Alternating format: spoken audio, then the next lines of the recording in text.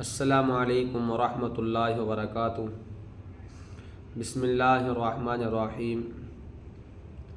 آج کی اس مجلس میں، آج کی اس ویڈیو میں حضور علیہ الصلاۃ والسلام کے جو دائمی معجزات ہیں ان کے متعلق آپ کی خدمت میں حاضر ہوا ہوں۔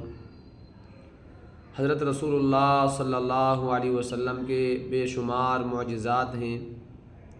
جتنے معجزات پچھلے حضرات انبیاء علیہ الصلاۃ والسلام کو دیے گئے،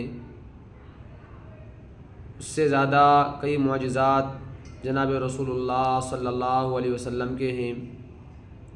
ان معجزات میں سے کچھ معجزات ایسے ہیں جو دائمی ہیں، ہمیشہ رہنے والے ہیں۔ اس میں سے ایک معجزہ حج کے موقع پر جو جمرات کی رمی کی جاتی ہے، جو شیطان کو کنکریاں ماری جاتی ہیں۔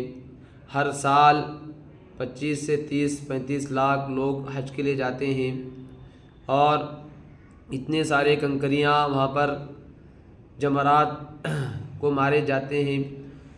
حضرت رسول اللہ صلی اللہ علیہ وسلم کے ارشاد کے مطابق کہ جن کا حج قبول ہوتا ہے تو اس کی کنکریاں غائب ہو جاتی ہیں، اٹھا لی جاتی ہیں۔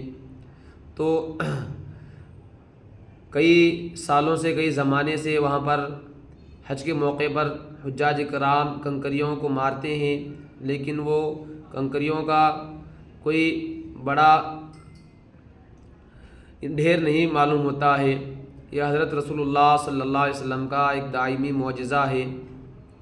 اور دوسرا معجزہ حضرت رسول اللہ صلی اللہ علیہ وسلم کا بئر زمزم ہے، زمزم کا کنواں، کہ یہ جب سے کنواں شروع ہوا ہے تب سے لے کر آج تک لاکھوں کروڑوں اربوں کی تعداد میں لوگ اس سے سیراب ہو رہے ہیں اور پوری دنیا میں اس کا پانی لے کر جا رہے ہیں حجاج کرام، عمرے کے لیے جانے والے۔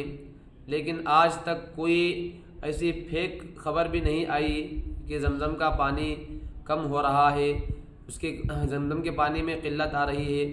یہ حضرت رسول اللہ صلی اللہ علیہ وسلم کا ایک معجزہ ہے، دائمی معجزہ۔